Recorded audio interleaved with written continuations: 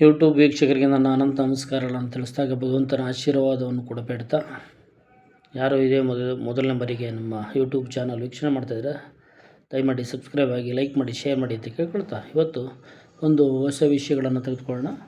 ಬೇರೆ ವಿಚಾರವಾಗಿ ಹೋಗೋಣ. ಒಂದು ಸಾಮಾಜಿಕ ಕರ್ತವ್ಯಗಳು, ಆಯಿತಾ? ಸಾಮಾಜಿಕ ಕರ್ತವ್ಯಗಳ ಬಗ್ಗೆ ತಗೊಳ್ಳೋಣ. ಸಮಾಜದ ರಚನೆ ವ್ಯವಸ್ಥೆಯಲ್ಲಿ ಮನೆ ಅಥವಾ ಕುಟುಂಬದ್ದೇ ಮೊದಲ ಹಂತ.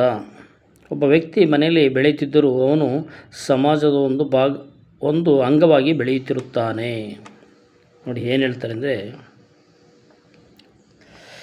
ಮೊದಲನೇದು ವ್ಯವಸ್ಥೆಯಲ್ಲಿರೋದು ಕುಟುಂಬದ್ದೇ ಮೊದಲನೇ ಅಂತ. ನಮಗೆ ಮನುಷ್ಯನಿಗೆ ಏನು ಹುಟ್ಟಿದ ಮೇಲೆ ಒಂದು ಸಮಾಜದ ರಚನೆ ವ್ಯವಸ್ಥೆ ಆದಮೇಲೆ ಏನಾಗುತ್ತೆ, ಕುಟುಂಬದೇ ಮೊದಲನೇ ಅಂತ ಹೇಳ್ತಾನೆ. ಒಬ್ಬ ವ್ಯಕ್ತಿ ಮನೇಲಿ ಬೆಳೀತಿದ್ದರೂ ಏನಾಗ್ತದೆ, ಅವನು ಮನೇಲಿ ಬೆಳೀತಿದ್ದಾನೆ ನಿಜ, ಅವನು ಸಮಾಜದ ಒಂದು ಅಂಗವಾಗಿ ಬೆಳೀತಿರುತ್ತಾನೆ. ಸಮಾಜದ ಒಂದು ಭಾಗ ಅಂತ ಹೇಳ್ತಾರೆ. ಸಮಾಜದ ಒಂದು ಭಾಗವಾಗಿ ಬೆಳೀತಿರುತ್ತಾನೆ. ತನ್ನ ಸುತ್ತಮುತ್ತಲಿನ ಸಮಾಜದ ಆಗು ಹೋಗುಗಳಲ್ಲಿ ಅದರ ರೀತಿಗಳನ್ನು ರೂಪಿಸುವುದರಲ್ಲಿ ಪ್ರತಿಯೊಬ್ಬ ವ್ಯಕ್ತಿಯದು ಪ್ರಮುಖ ಪಾತ್ರವಿದ್ದೇ ಇರುತ್ತದೆ. ನೋಡಿ ಏನು ಹೇಳ್ತಾನೆ ಅಂದರೆ, ಈಗ ಸುತ್ತಮುತ್ತಲಿನ ಸಮಾಜದ ಆಗುವುಗಳಲ್ಲಿ ಅದರ ನೀತಿಗಳನ್ನು ರೂಪಿಸುವುದರಲ್ಲಿ ಪ್ರತಿಯೊಬ್ಬ ವ್ಯಕ್ತಿಯದು ಪ್ರಮುಖ ಪಾತ್ರವಿದ್ದೇ ಇರುತ್ತದೆ ಅಂತ ಹೇಳ್ತಾರೆ. ಅಂದರೆ ಯಾಕೆ ಅಂದರೆ, ನಾವು ನಮ್ಮದೇ ಮನೆ ಇದೆ, ನಮ್ಮದೇ ಹಣ ಇದೆ, ನಮ್ಮದೇ ಎಲ್ಲ ಖರ್ಚನ್ನು ಮಾಡಿದ್ರೂ ಆದರೆ ನಾವು ಸಮಾಜದ ಒಂದು ಭಾಗ ಅನ್ನೋದನ್ನು ನೀವು ಮರೆಯಬಾರದು. ಸಮಾಜ ವ್ಯವಸ್ಥೆಯನ್ನು ಬಿಟ್ಟು ನಾವು ಮುಂದೆ ಹೋಗೋಕ್ಕಾಗಲ್ಲ. ಬೇಕೇರೆ ನಾವು ಉದಾಹರಣೆಗೆ ಏನು ಹೇಳ್ಬೋದು ಅಂದರೆ, ಈಗ ನಮ್ಮ ಮನೆಯಲ್ಲಿ ಹೇಗೆ ಬಿಹೇವ್ ಮಾಡ್ತಾ ಇರ್ತೀವಿ ಅಂತ ಇಟ್ಕೊಳ್ಳಿ. ಮನೆಯಲ್ಲಿ ನಮ್ಮ ವರ್ತನೆ ಬೇರೆ ರೀತಿ ಇರ್ಬೋದು. ಸಮಾಜದಲ್ಲಿ ಹೊರಗಡೆ ಹೋದಾಗ ಸಾರ್ವಜನಿಕ ಸ್ಥಳಗಳಲ್ಲಿ ಪಬ್ಲಿಕ್ಕಲ್ಲಿ ನಮ್ಮ ಬಿಹೇವರು, ನಡೆ ನುಡಿಗಳು ನೋಡಿದಾಗ ಏನು ಮಾಡ್ತಾರೆ, ಅದೇ ಸಮಾಜ ಅಂತ ಹೇಳೋದು. ಅಲ್ಲೇನು ಮಾಡ್ತಾರೆ, ನಮ್ಮ ನಡೆನುಡಿಗಳನ್ನು ಗಮನಿಸಿ ಏನಾದರೂ ವ್ಯತಿರಿಕ್ತವಾಗಿ ಸ್ವೇಚ್ಛವಾಗಿ ವರ್ತನೆ ಮಾಡ್ತು ಅಂದರೆ ಏನು ಮಾಡ್ತಾರೆ, ನಮ್ಮನ್ನು ಹೊರದೂಬ್ತಾರೆ. ನಮ್ಮ ಕೆಟ್ಟ ಅಭಿಪ್ರಾಯ ನಮ್ಮ ಮೇಲೆ ಬರ್ತದೆ.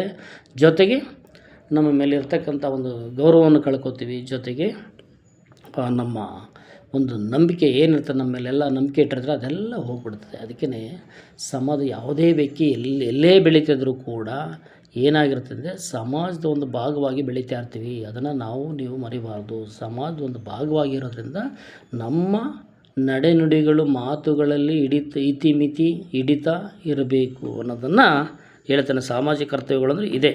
ನಾವು ಹೇಗೆ ನಡ್ಕೋಬೇಕು ಸಾರ್ವಜನಿಕ ಸ್ಥಳಗಳಲ್ಲಿ, ಹೊರಗಡೆ ನಮ್ಮ ಪ್ರಪಂಚದಲ್ಲಿ, ಸಮಾಜದಲ್ಲಿ ಹೇಗೆ ನಡ್ಕೋಬೇಕು ಅನ್ನೋದನ್ನು ಇಲ್ಲಿ ಸಾಮಾಜಿಕ ಕರ್ತವ್ಯಗಳಲ್ಲಿ ಹೇಳ್ತಾ ಇದ್ದಾರೆ, ಆಯಿತಾ?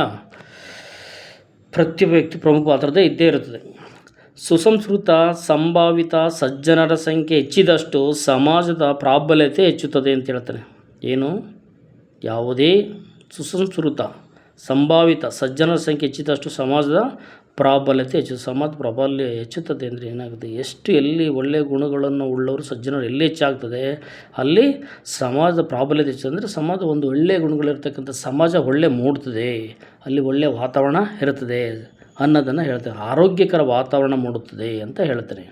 ಒಟ್ಟಿನಲ್ಲಿ ಯಾವುದೇ ಸಮಾಜದ ಸಾಮಾಜಿಕ ಸಾಂಸ್ಕೃತಿಕ ವಾತಾವರಣ ಅಲ್ಲಿನ ಪ್ರಜೆಗಳ ವ್ಯಕ್ತಿತ್ವವನ್ನು ಪ್ರತಿಬಿಂಬಿಸುತ್ತದೆ. ನೋಡಿ ಯಾವುದೇ ಏನು ಹೇಳ್ತಾನೆ, ಸಾಮಾಜಿಕ ಸಾಂಸ್ಕೃತಿಕ ವಾತಾವರಣ ಏನಿದ್ರೂ ಪ್ರಜೆಗಳ ವ್ಯಕ್ತಿತ್ವವನ್ನು ಪ್ರತಿಬಿಂಬಿಸ್ತದೆ, ಅಲ್ಲಿನ ಪ್ರಜೆಗಳ ವ್ಯಕ್ತಿತ್ವವನ್ನು ಪ್ರತಿಬಿಂಬಿಸುತ್ತದೆ ಅಂತ ಹೇಳ್ತಾರೆ. ಅಂದರೆ ನಾವು ಏನು ಮಾಡ್ತೀವಿ, ಏನು ಬಿಹೇವಿಯರ್ ಏನು ಮಾಡ್ತೀವಿ ಅಂದರೆ ಅಲ್ಲಿನ ವಾತಾವರಣ, ಅವ್ರ ಸಾಂಸ್ಕೃತಿಕ ಯಾವ ವಾತಾವರಣದಲ್ಲಿ ಬೆಳೆದಿರ್ತಾರೆ, ಯಾವ ಸಮಾಜದಲ್ಲಿ ಬೆಳೀತಿದ್ದಾರೆ, ಹೇಗಿದ್ದಾರೆ ಅನ್ನೋದನ್ನು ನಾವು ನೋಡ್ಕೋಬೇಕು ಅಂದಾಗ ಯಾವುದೇ ಒಂದು ನಮ್ಮ ಗುಣ ನಡೆನುಡಿಗಳಲ್ಲೇ ಅವಲಂಬಿತವಾಗಿರ್ತದೆ.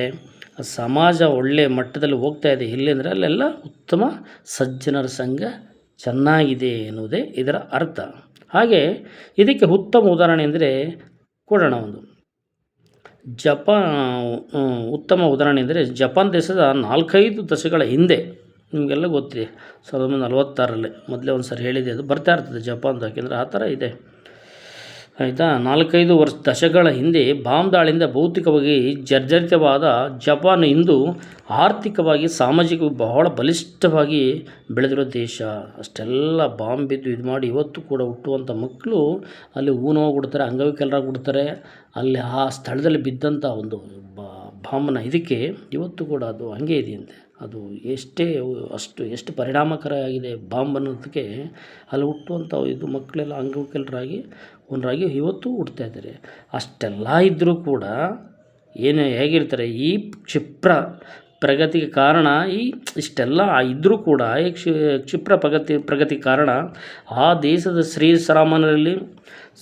ಸಾಮಾನ್ಯರಲ್ಲಿ ತಮ್ಮ ದೇಶದ ಏಳಿಗೆ ಬಗ್ಗೆ ಆಳವಾಗಿ ಬೇರಿರುವ ಅರಿವು, ತಮ್ಮ ದೇಶದ ಬಗ್ಗೆ ಆಳವಾಗಿರತಕ್ಕಂಥ ಅರಿವು ಅಂತ ಹೇಳ್ತಾರೆ. ಹೇಗೆ?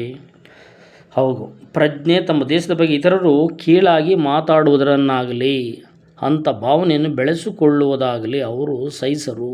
ನೋಡಿ ಏನು ಹೇಳ್ತಾರೆ, ತಮ್ಮ ದೇಶದ ಬಗ್ಗೆ ಯಾರೇ ಕೀಳಾಗಿ ಮಾತಾಡೋದಾಗಲಿ ಅಥವಾ ಅಂಥ ಭಾವನೆಗಳನ್ನು ಬೆಳೆಸಿಕೊಳ್ಳುವುದಾಗಲಿ ಅವರು ಸಹಿಸೋದಿಲ್ವಂತೆ. ಇಲ್ಲಿ ನಾವು ನೋಡ್ತಾ ಇದ್ದೀವಲ್ಲ, ನಮ್ಮ ಇದರಲ್ಲಿ ನಾವು ವ್ಯವಸ್ಥೆಯಲ್ಲಿ ಹೇಗಿದ್ದೀವಿ ಅಂದರೆ, ನಮ್ಮ ಎದುರುಗಡೆ ಕೆಲವು ಬಾಯಿಗೆ ಬಂದಂಗೆ ಬೈತಾ ಇರ್ತಾರೆ. ದೇಶದ ಬಗ್ಗೆ ಆಗಲಿ ಬೇರೆ ನಾಡಿನ ಬಗ್ಗೆ ಆಗಲಿ ಮಾತಾಡ್ತಾರೆ. ಇದು ವ್ಯವಸ್ಥೆಯಲ್ಲಿ ಹೇಗೆ ನಮ್ಮ ಒಂದು ವ್ಯವಸ್ಥೆಯಲ್ಲಿ ಇದ್ದೀವಿ ಅನ್ನೋದಕ್ಕೆ ಒಂದು ಭಾವನೆ. ಅವರು ಯಾವತ್ತೂ ಕೂಡ ಭಾವನೆಯನ್ನು ಬೆಳೆಸ್ಕೊಳ್ಳೋದಂತೆ ಮತ್ತು ಮಾತಾಡೋಕ್ಕೂ ಬಿಡೋದಿಲ್ವಂತೆ. ಅಷ್ಟು ಒಂದು ದೇಶದ ಬಗ್ಗೆ ಅಭಿಮಾನ ಅವರಲ್ಲಿ, ಆಯಿತಾ, ಬೆಳೆಸಿಕೊಳ್ಳುವುದರಲ್ಲಿ ಅವರು ಸಹಿಸರು. ಯಾವುದಕ್ಕೂ ಸಹಿಸೋದಿಲ್ಲ. ಕೆಟ್ಟದ ಬಗ್ಗೆ, ದೇಶದ ಬಗ್ಗೆ ಏನಾದ್ರು ಕೆಟ್ಟದಾಗಿ ಮಾತಾಡ್ತಾರೆ ಅಂದರೆ ಅದ್ರ ಬಗ್ಗೆ ಅವ್ರು ಸಹಿಸೋದೇ ಇಲ್ವಂತೆ. ತಮ್ಮ ದೇಶದ ಬಗ್ಗೆ ಇತರರಲ್ಲಿ ಸದ್ಭಾವನೆ ಮೂಡುವಂತೆ ಮಾಡಲು ಅವರು ಯಾವ ತ್ಯಾಗಕ್ಕೂ ಸಿದ್ಧರು. ನೋಡಿ, ತಮ್ಮ ದೇಶದ ಬಗ್ಗೆ ಒಳ್ಳೆಯ ಅಭಿಪ್ರಾಯ ಬರಬೇಕು ಅಂದರೆ ಅವರು ಯಾವ ತ್ಯಾಗಕ್ಕೂ ಸಿದ್ಧರಾಗಿರ್ತಾರಂತೆ. ಆದರೆ ಇಲ್ಲಿ ನಾವೇನು ಮಾಡ್ತೀವಿ, ನನ್ನ ಕೆಲಸ ಆಯಿತು, ನಮ್ಮದಾಯಿತು, ನಾವಾಯಿತು. ದೇಶದ ಬಗ್ಗೆ ಆಗಲಿ ಯಾರೇ ಆಗಲಿ, ದೇಶ ಸಮೃದ್ಧವಾಗಿದ್ದೆ, ದೇಶ ಚೆನ್ನಾಗಿದ್ದರೆ ತಾನೇ ನಾವು ಚೆನ್ನಾಗಿರೋದು. ಇದನ್ನು ಯಾರೂ ಕೂಡ ಯೋಚನೆ ಮಾಡ್ತಾಯಿಲ್ಲ ಇವತ್ತಿನ ಪರಿಸ್ಥಿತಿಯಲ್ಲಿ. ಅವ್ರವ್ರ ಕೆಲಸ ಅವರಿದು. ಕೊನೆಗೆ ಯಾವಾಗಂದರೆ ಲಾಸ್ಟಲ್ಲಿ ಯೋಚನೆ ಮಾಡೋದು, ಈಗ ಆಗಬಾರ್ದಾಗಿತ್ತು ಅಂತ. ಅದಕ್ಕೆ ನಾವು ಮೊದಲೇ ನಮ್ಮ ದೇಶದ ಬಗ್ಗೆ ಅಪಾರವಾದ ಗೌರವವನ್ನು, ಅಭಿಮಾನವನ್ನು ಬೆಳೆಸ್ಕೊಳ್ಬೇಕು ಅನ್ನೋದನ್ನು ಉತ್ತಮ ಉದಾಹರಣೆಯಾಗಿ ಇಲ್ಲಿ ಕೊಡ್ತಾ ಇದ್ದಾನೆ.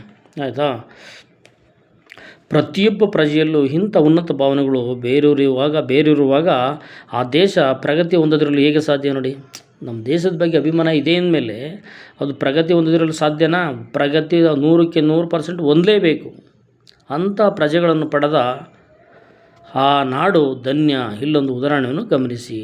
ಆಯಿತಾ, ಉದಾಹರಣೆ ಮುಂದಿನ ಭಾಗದಲ್ಲಿ ಹೇಳ್ತೀನಿ. ನಿಮಗೆ ಇಲ್ಲಿವರೆಗೆ ವೀಕ್ಷಣೆ ಮಾಡಿದಂಥ ಯೂಟ್ಯೂಬ್ ವೀಕ್ಷಕರಿಗೆ ನನ್ನ ಅನಂತ ನಮಸ್ಕಾರಗಳನ್ನು ತಿಳಿಸ್ತಾ, ಯಾರು ಸಬ್ಸ್ಕ್ರೈಬ್ ಆಗಿ ಅಂತ ಕೇಳ್ಕೊಳ್ತಾ ಎಲ್ರಿಗೂ ಅಭಿನಂದನೆ ಹೇಳಿ ಈ ಎಪಿಸೋಡನ್ನು ಮುಗಿಸ್ತಿದ್ದೀನಿ. ಜೈ ಹಿಂದ್, ಜೈ ಕರ್ನಾಟಕ ಮಾತೆ. Thank you.